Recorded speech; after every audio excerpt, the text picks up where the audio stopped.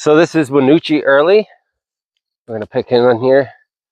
That one came off pretty decent, and it's been a pretty decent tree. One thing I always, keeping track of these apples is there's disease resistance and stuff like that. And you can see I've trimmed some off here for fire blight and stuff like that. But overall, it producing early and everything. It's a pretty nice apple. And really, the only reason I have these early apples, I mean, it's August 16th, is because they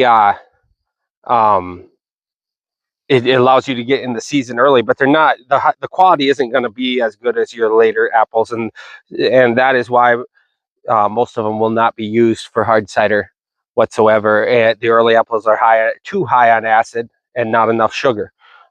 Two qualities you really need for your hard cider. But the kids, they've been waiting a long time to get into the apples.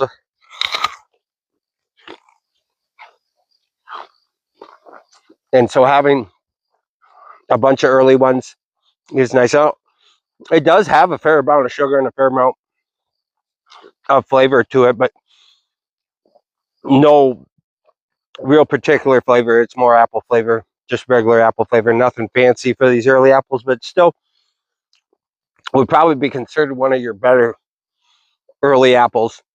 And being I don't need a lot of early apples, I'm trying to be picky on what I get. But it's still a good cultivar for using for your pies. It doesn't break down extremely to mush if you're going to use it for pies, but they tend to be a little softer, so certainly can use it for applesauce.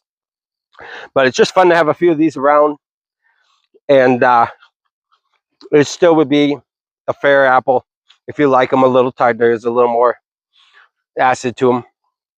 So that is Wynooche early.